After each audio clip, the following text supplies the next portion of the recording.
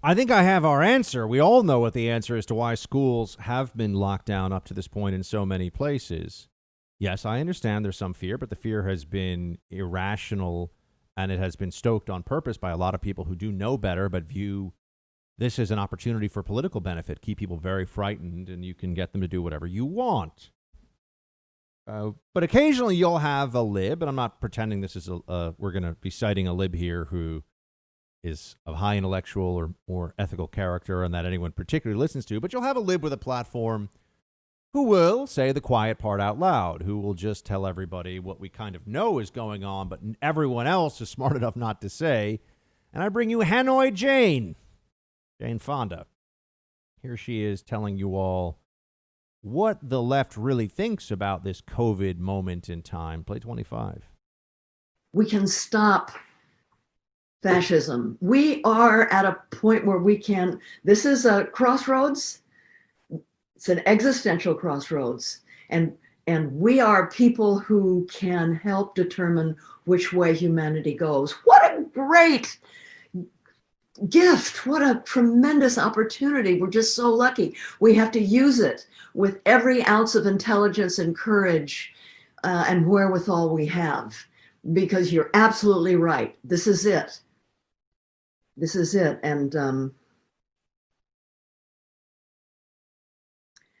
I just think COVID is God's gift to the left. Quote, COVID is God's gift to the left. End quote. It's not God's gift, but that's a whole other conversation. It's coming from somebody else. But yes, indeed, this is a crisis, and they are trying to leverage the crisis in every way they can to pursue things that really have nothing to do with it, but that they know they can get away with because people are frightened. People want someone, they want to believe that there's someone out there who can protect them. And they also will shout down their opponents. And people like me who have been from the very beginning, I have been asking questions about COVID. I was very concerned about it in the first couple of months, and I remain concerned about it, but I haven't been living in fear of it. I've traveled on airplanes. I've gone to states that were considered high risk. I lived in the highest risk state for the worst spread of the disease, and was a subway rider for most of the period before the lockdown, when it was just this virus was bouncing all over the place. But if you're under 65, this is not something to be afraid of at all. At all. If you're over 65, it's something to take precautions against and be aware of, the same way you do with seasonal flu. Now, this is worse if you're over 65 than seasonal flu, but it's very similar in terms of the precautions. And it's also similar in terms of the mindset that people should adopt, which is you do what you can. You can't let it dominate your life. What the president said is absolutely true. Do not live in fear. But I don't know, the left wants you very much to live in fear. That is absolutely their plan, and they think that is something they can leverage. I want to switch gears to tell you about this story that has gotten a lot of attention in the last 12 hours or so, and it's from Yelp. So we all know Yelp, and Yelp is generally speaking, Yelp is generally speaking a place where you go to see either people who tell you that a restaurant is fantastic, or, oh my gosh, it's the worst restaurant I've ever been to in my life, and the waitress was like so rude and like spat in my food, and right? It's usually one or the other. Yelp, I find it's 5 stars or 1 star, and I love the 1-star people that are, if I could give this 0 stars, I would. I'm like, okay, well, you can't. But it's always 5 stars or 1 star from a lot of people. Not everybody, but a lot of people. I do remember years ago I wrote a Yelp review for a when I was in the CIA. Actually, I wrote a Yelp review for a motel that I stayed in California that advertised itself as a beach resort, and it had all these beautiful photos. And it was a motel. I mean, it was depressing and awful, and it was a bad motel. They're nice motels. This is a bad motel. And I described how it reminded me of the motel where Tony Montana watches his best friend sawn in half by a chainsaw in the movie Scarface. And I went into some detail. And apparently this review did really well. And a lot of people thought it was kind of I got into it. I was angry at this place because they they tried to charge me for days I don't want to stay there. Anyway, the usual like nonsense and the usual sort of scams going on. But I got an email from somebody who was like, I didn't stay there, and then I went past it to see it and stayed somewhere else. And I just want to thank you so much. You saved my wife and my vacation because we were going to stay at this place. And then so Yelp reviews can actually have real impact. Yelp reviews can be a thing that people do pay attention to, especially if you make some movie references in there and you say something that's just a little bit funny. That helps, I find. That helps. But Yelp has a new policy out there now. This is their thread. This is just from yesterday. Today, we're announcing a new consumer alert to stand against racism. In the last few months, we've seen that there is a clear need to warn consumers about businesses associated with egregious, racially charged actions to help people make more informed spending decisions. Communities have always turned to Yelp in reaction to current events, and our user operations team already places alerts on business pages when we notice an unusual uptick in reviews that are based on what someone may have seen in the news rather than on firsthand experience.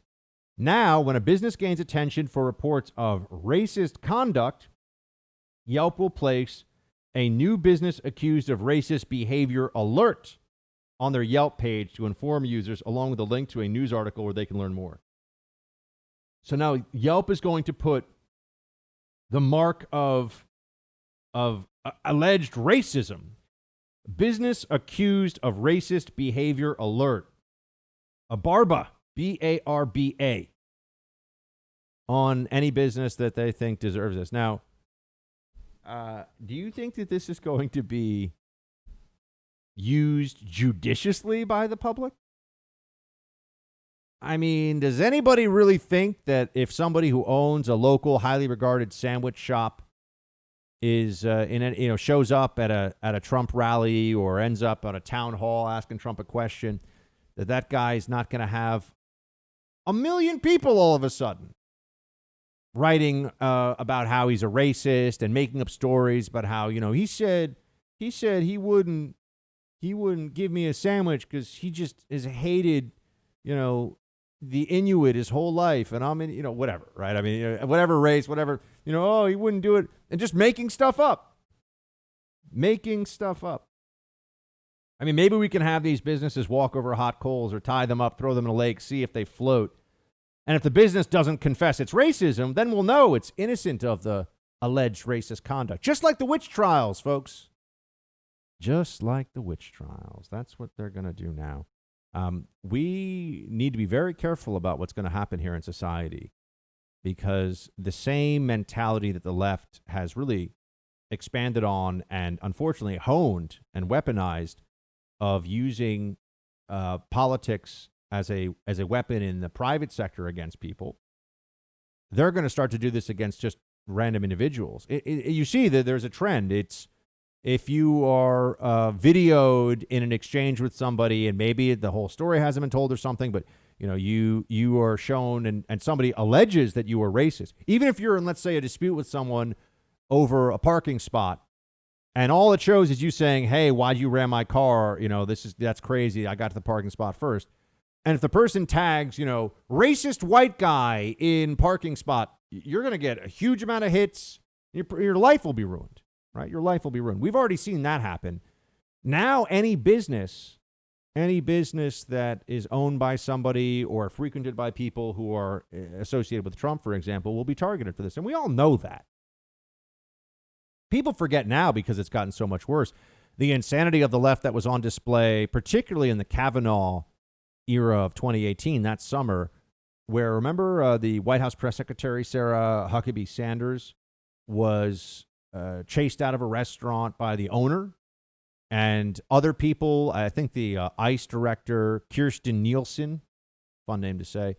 There are a whole bunch of folks who were in restaurants, were in public accommodations, but because of their politics, the mob either showed up and chased them away, or the people who run the place said, "You're not welcome here." And this only happens to conservatives, to Trump supporters, from libs. It doesn't go in the other direction. But That's what we're going to see get much worse here. And this could put people out of business. Now you can't even be a small business owner who puts a MAGA poster up in your window without thinking, okay, I'm now going to be targeted. And it's one thing to say, oh, their sandwiches suck, I hate this place, or whatever it may be. It's another thing to get a place flagged for racist conduct. Now, I know Yelp's going to say, oh, we have all these layers of review. Oh, you mean like Facebook does to make sure that they're not actually pulling down legitimate conservative speech. They're just pulling down stuff that's hateful. Oh. What qualifies as hateful again? Enforcing immigration law, that's federal law, that's hateful. According to some of our tech titans, the tech oligarchs who are allowed to run our lives for us now. And people just say, I just want it to be convenient and free. I don't care that I'm not free. This is what we're going to see happening. You know, China has this social credit system where they track all of your behavior and statements and everything online, and then decisions will be made about you and what kind of access to different jobs you'll have. And I think they even use it on dating sites. Can you imagine? So many people, there are all these articles written about how there was a huge surge in the last couple of years of people that say, swipe left if you're a Trump supporter. Trump supporters usually don't take that attitude. I mean, you don't want to date a psycho lib because you're going to be miserable, but this is what you're going to see, though, the expansion using social media and all this tech algorithms and everything else of targeting down, micro-targeting based on politics. And the most effective way to really hurt somebody and ruin somebody is to get their business officially branded as racist. And do you think you can trust Yelp? I mean, Spotify, another big digital company, has a little, it's, by the way, the worst people, and I talk to people that I'm on the down low in contact with at CNN, they say it's actually not the well-paid upper management level that's really quite so woke. It's the 25-year-olds. It's the recent college grads who come in who think they're on some mission of wokeness and are just drunk with power and make demands of the institution. And especially if they happen to be in a protected category, no one's going to say no to them. Right. So Spotify is now claiming that Joe Rogan is racist, anti-trans. I mean, there's a whole bunch of things that they're saying about Joe Rogan. Not the company, but people within Spotify. Joe Rogan? The Bernie Sanders supporter? The guy who has the biggest podcast in the world because he asks earnest questions and is just generally likable? He's considered anti-trans. I mean, this is where we are, though. This is what happens. So with that same mentality and that same kind of culture, you think that the staff at Yelp is going to be fair-minded about who gets branded as a alleged racist business? We can all see this coming. We all know exactly what's going on here. And it just keeps getting more restrictive. The room for freedom gets smaller and smaller. And the people that keep constricting us, the people that keep refusing to allow us to make our own choices and decisions and live with some degree of let people be, just let people do their thing and stop trying to ram your ideology rooted in ignorance, insecurity, and a lack of purpose down everyone's throats all the time. They're not going to stop until we stop them. That means they have to lose in these ideological battles, which also brings me back to pass the Trump over the next few weeks, okay? Make sure that we win this election.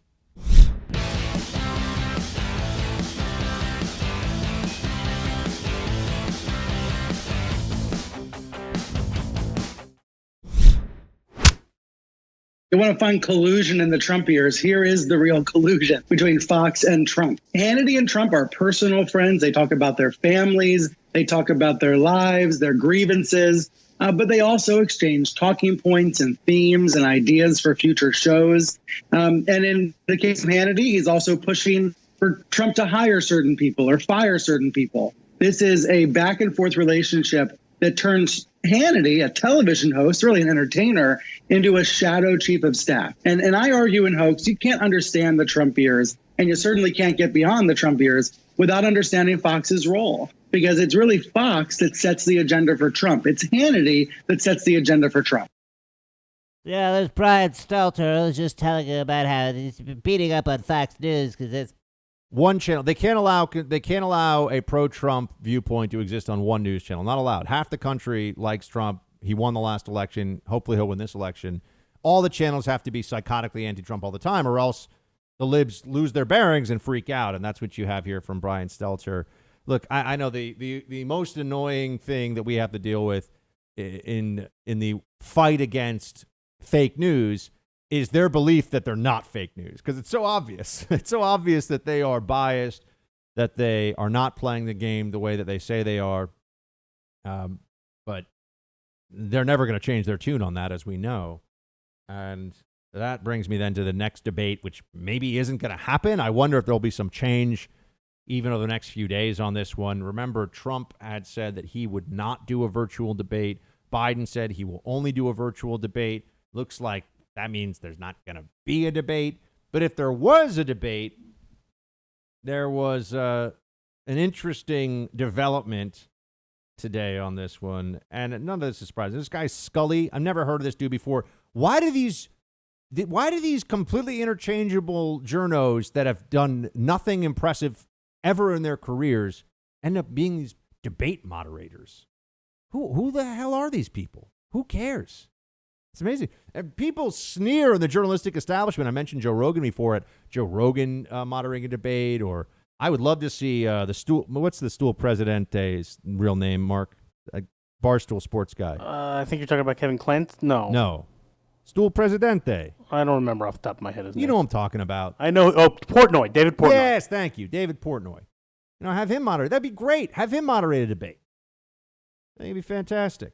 But no, let's have. Oh gosh, I just spent 5 years at NPR, and then 5 years at C-SPAN, and then 4 more years at NPR, and then 2 more years at C-SPAN 2. And what? And these people? Why?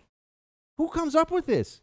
But this guy Scully tweeted out a DM that he sent to the Mooch, Anthony Scaramucci. Should I respond to Trump? And this guy worked for Biden at one point. I think he was an intern for him, this guy Scully, which is not hard because obviously Biden's been in politics for 100 years. And we're supposed to believe that this guy is on the up and up, that he's honest. Look, Scully's account now, he's saying it was hacked. It wasn't hacked. That's just a talking point meant to distract from this until nobody remembers in a day or two what happened here. He might as well deflect with, he's asking the FBI to investigate. Look, the journos, folks, the elite journos, as we go into these last few weeks here where there may be some debates, maybe not, just remember, they are deeply contemptuous of the intelligence of the American people, contemptuous of it. They think everyone else is kind of dumb and that they can just get away with all this stuff. They will sometimes, but at least on this one, I think we all know. Oh, yeah, he was hacked, and then the guy DM'd the Mooch and said, should I respond to Trump? That was what the hackers did? Please, give me a break.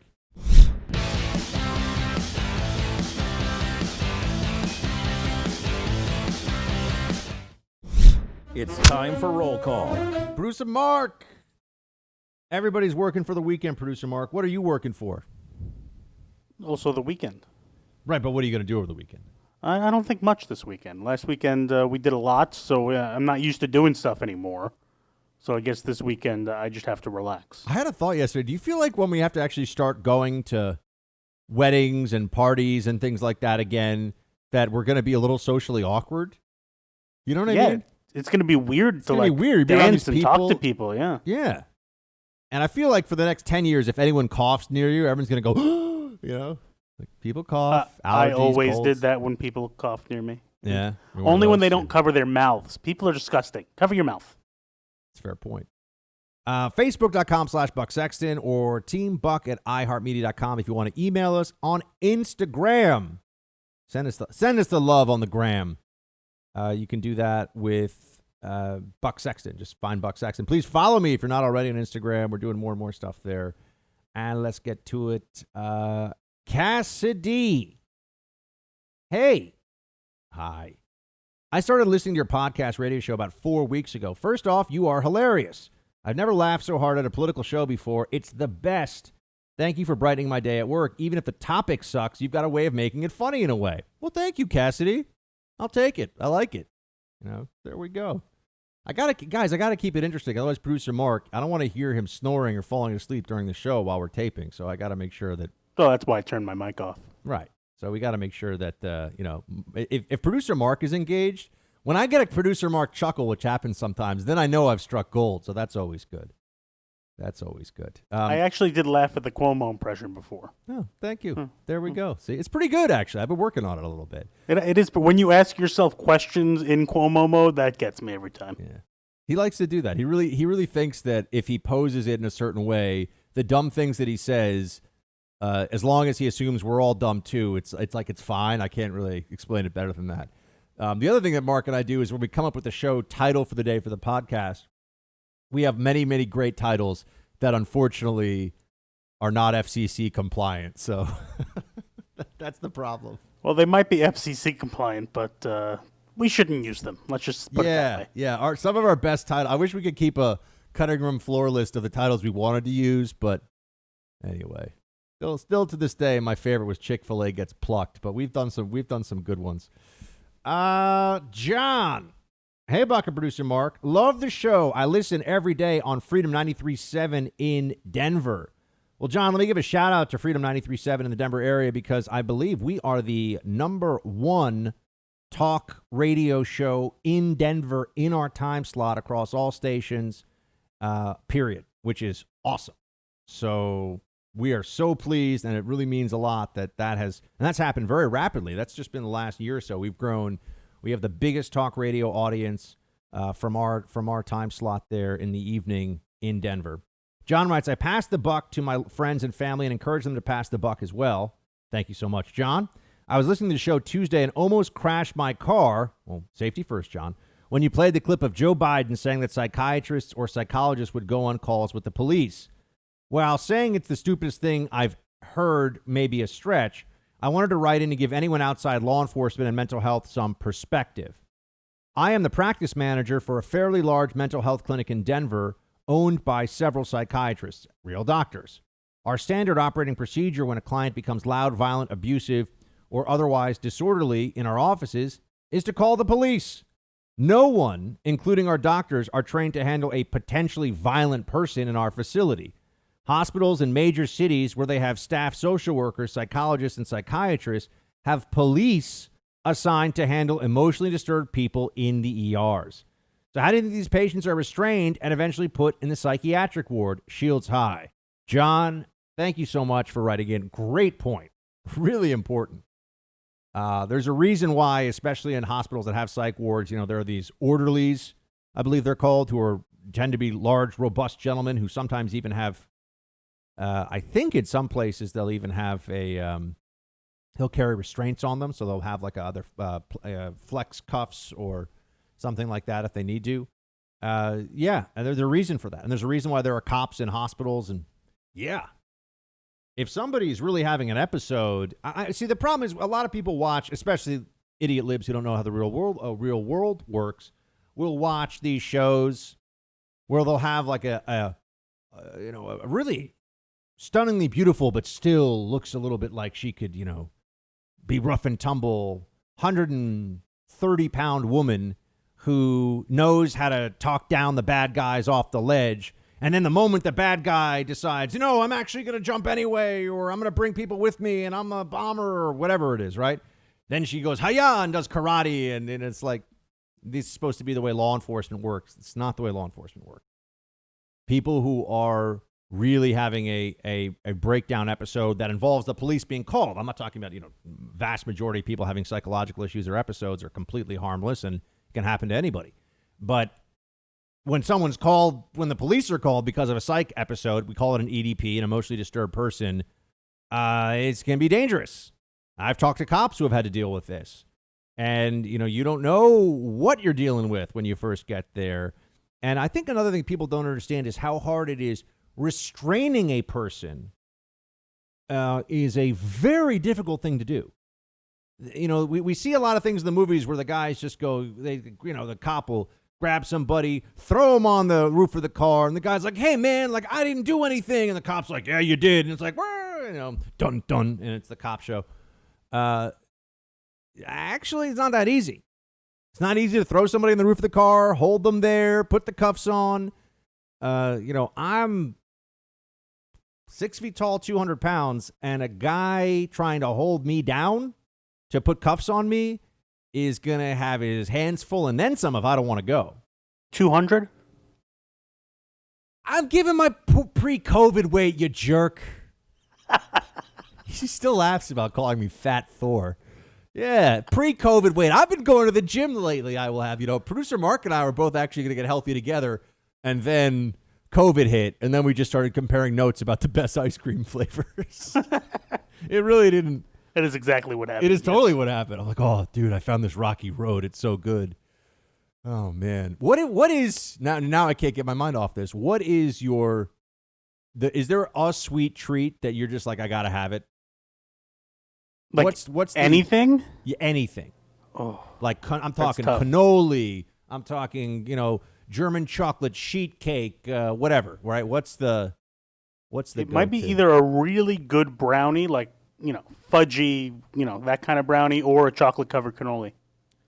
I will say the Snow Princess makes the best chocolate chip cookies I've ever had in my life, and a really good chocolate chip cookie is tough to beat. But if you're throwing in fancy dessert, and now I'm just going to get hungry, I'm going to have to go find one. And they do, you do find them gluten-free occasionally. It's not that hard to do it because I think they can use almond flour. But tiramisu, when it's good is like next level for me. I get very excited about tiramisu. Cannoli can be great, but the shell is often a little bit, what do you call it? The stale. And then that's no good. That's why you cover it in chocolate. Right. And then you just drizzle the chocolate sauce all over and it's good. So anyway. But back to our law enforcement discussion before we started talking Sorry, about. I couldn't help myself. No, dude. Now all I can think about is how can I get in the most comfortable Netflix watching position tonight with the most delicious ice cream possible. That's now my mantra for the evening. But for law enforcement purposes, holding somebody down is very difficult to do. And I don't know how many of you have siblings, used to wrestle with your siblings.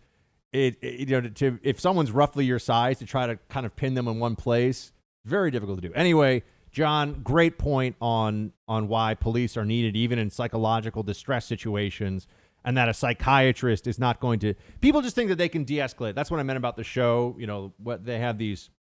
There are a lot of these law enforcement shows where it's some kind of a, like The Mentalist or some kind of psych expert or whatever it is, who can just show up and the person will be like, you're right, I don't want to hold a hostage anymore, and my dad never loved me, and also I'm now going to tell you all the crimes I've committed, probably with your tape recorder in front of you. I know enough about law enforcement from having worked alongside cops to know that that's not how it goes in the real world. It's not how it goes.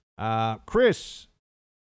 Hey, Buck and Mark. Pence absolutely destroyed Kamala just as I knew he would. I'm still so proud I voted for Trump Pence. I can't wait to do so yet again. They can't keep us down as long as our shields are high. Thanks for all you guys do in the Freedom Hunt. Stay well, fellas. Well, Chris, Mark, and I send our thanks and regards to you. And, the Pence, look, I did not say that Trump was getting an A- for his debate. I think he won, but it should have been better than it was. In my view. And Pence, I think, gets a solid A-. And just because giving an A, I feel like that's tough to do. Pence did a fabulous job. Pitch perfect for who he is. I mean, you couldn't really have asked for a better performance from Mike Pence than what he gave. And that's really all you can ask, right? So I think that kind of answers itself there.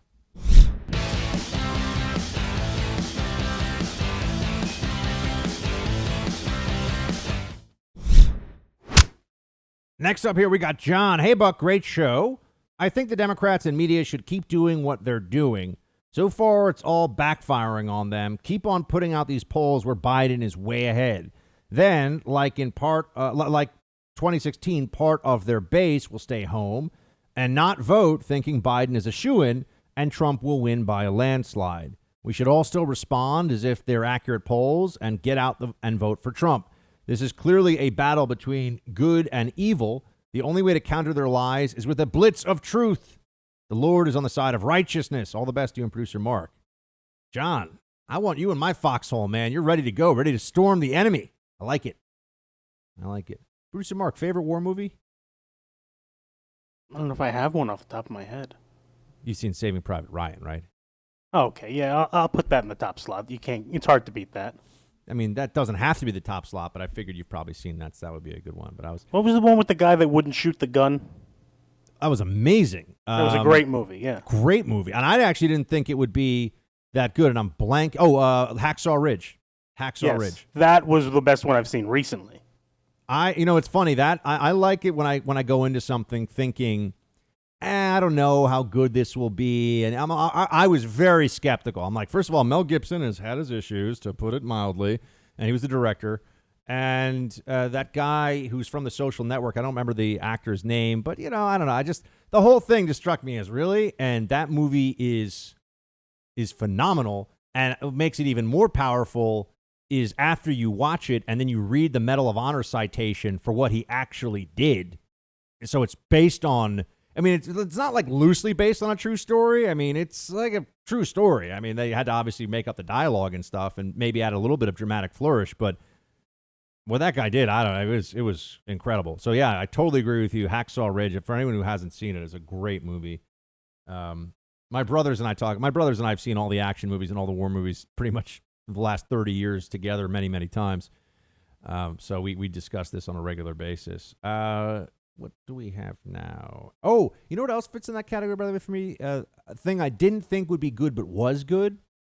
It's very gory, though, and very, I feel like if it were, it could have been, remember when they had NC-17 ratings for movies? Do you remember that?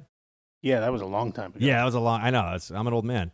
I feel like it's not quite there, but it's okay. It's Game of Thrones level violence, nudity, and sexuality. So not for the kids at all. And I mean, like college age and up to watch this, I think is very much the way you got to keep it, because it's about superheroes. I feel like usually people think superheroes, they can see that's the Avengers and all these things usually are, I think PG-13. They're PG-13, right?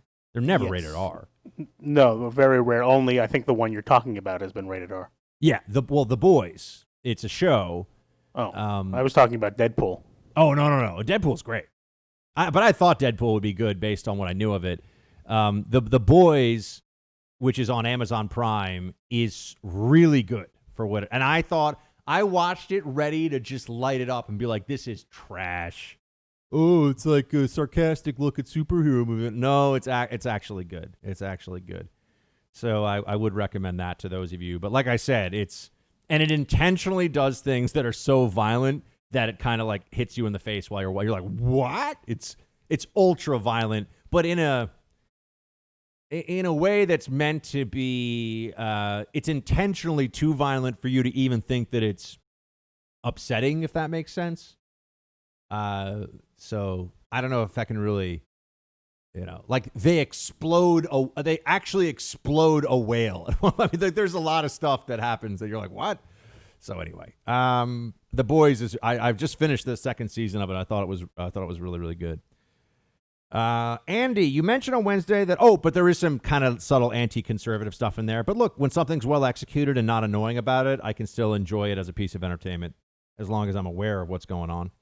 Andy writes, you mentioned on Wednesday that office workers work about 4 hours per day.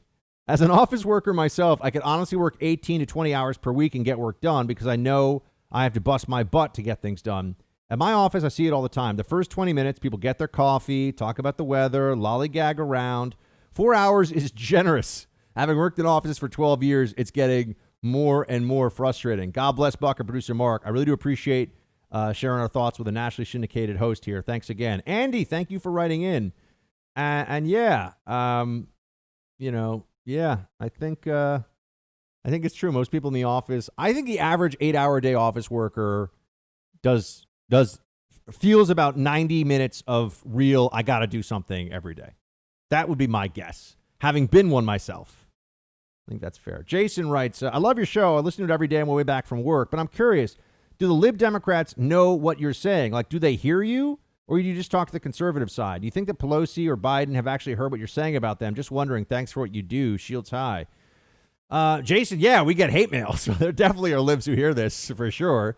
We get very mean messages. Libs write in, they say, Producer Mark, your fat Thor joke was the funniest thing that's ever been said on the radio show. No, people really do listen who are libs. And they get some of them just like the show because it's a high level and they know that. And I know a lot of stuff and I do a lot of research. So, but I don't think Pelosi listens to it. But if she does, We're waiting for you, Nancy. We would love to talk to you. all right, everybody, you got your orders for the weekend. Have a great time. Relax, recuperate, take care of yourself. Until Monday, shields high.